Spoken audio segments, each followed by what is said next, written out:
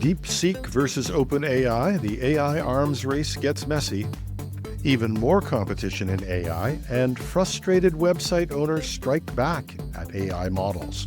Welcome to a special AI edition of #Trending.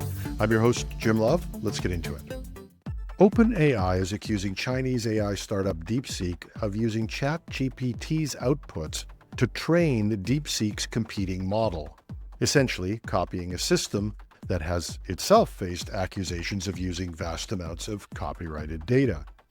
At the heart of the dispute is what's called model distillation.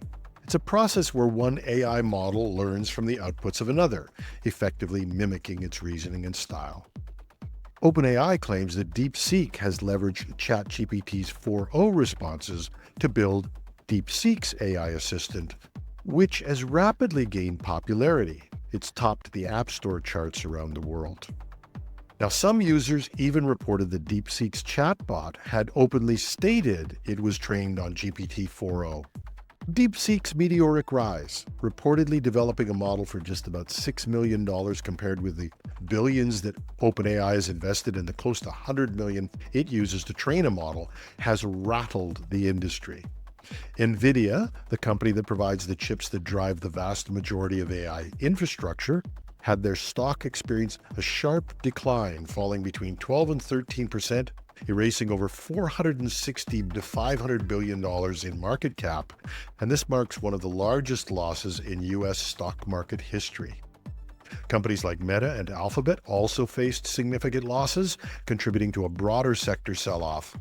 And the NASDAQ 100 futures fell as much as 5.2% in overnight trading, and the combined market cap loss for the U.S. and European tech stocks is estimated at about $1 trillion. So it's fair to say that investors and analysts are watching closely as the U.S. weighs its responses to DeepSeek. The U.S. government has been watching closely as well. The U.S. Navy has banned the use of DeepSeek, and the White House has announced it's looking at the national security issues involved. Some business leaders, however, see it as a wake-up call. Google's former CEO Eric Schmidt calls it a turning point in the AI race and is urging the U.S. to embrace open-source AI. Schmidt is also an investor in a number of AI companies, including Augment, which is a rival to GitHub's Copilot, and Augment uses open-source models. Now, last year, Schmidt said that he thought the U.S. was 2 or 3 years ahead of China. In a recent interview, he revised that opinion. Meanwhile, OpenAI's complaint raises deeper questions. If AI companies use public data to train their models, who really owns what's in that new AI ecosystem? The irony isn't lost on many people. OpenAI, long accused of training on copyrighted material, is now trying to draw the line on AI learning from its AI. And if OpenAI argues that training AI on AI outputs is theft, well, then it risks admitting that its own data practices were questionable from the start.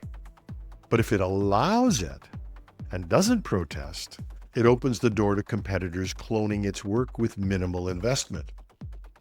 The real issue, though, is that AI companies want it both ways.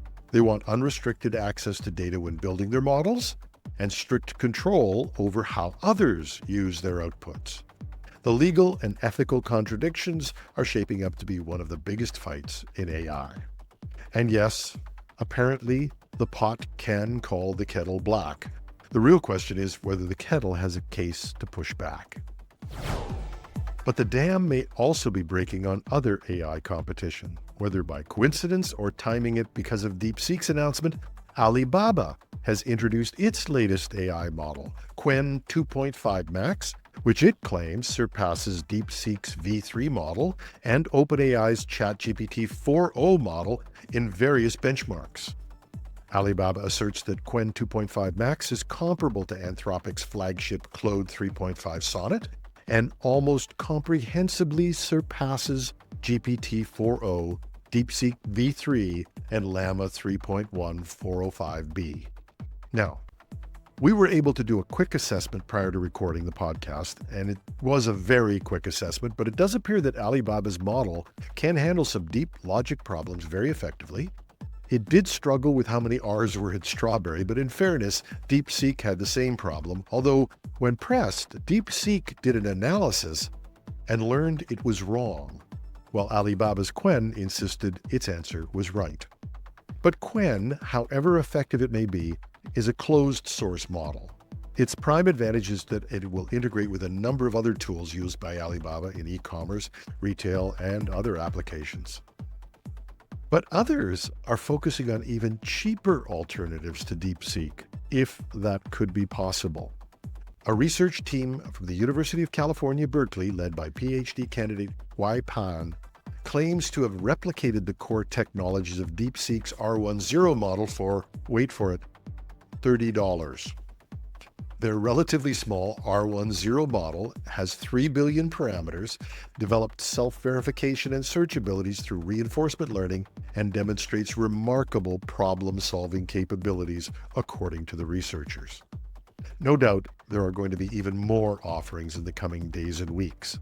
And while we can't count out the large US providers who have invested billions of dollars in their AI solutions, there is no doubt competition is going to increase. So, can the US providers survive this competitive attack on their expensive models? The race to the bottom in terms of cost is undoubtedly going to have some impact on what these AI providers can charge, but will it be a death blow to the US AI development, which has until now had a virtual monopoly on AI for the past few years? And what will it do to those huge valuations that have made these companies worth trillions of dollars in their market cap?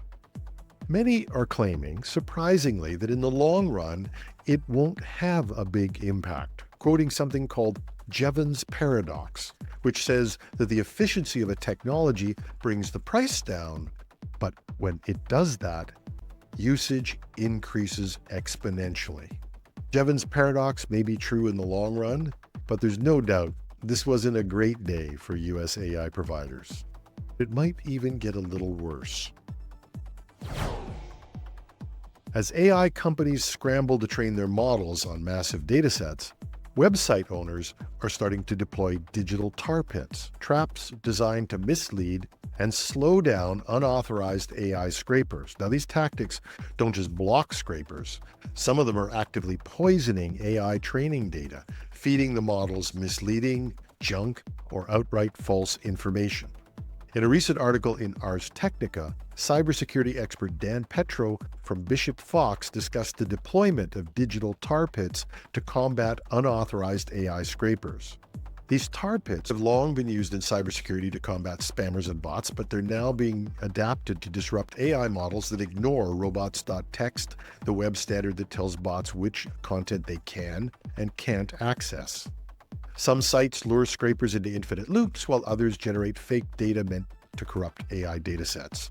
The goal is to make scraping so inefficient and so unreliable that AI companies either comply with content permissions or risk training their models on polluted data. This fight is part of a broader backlash that has emerged from artists, publishers, and developers who feel that AI companies are exploiting their work without consent.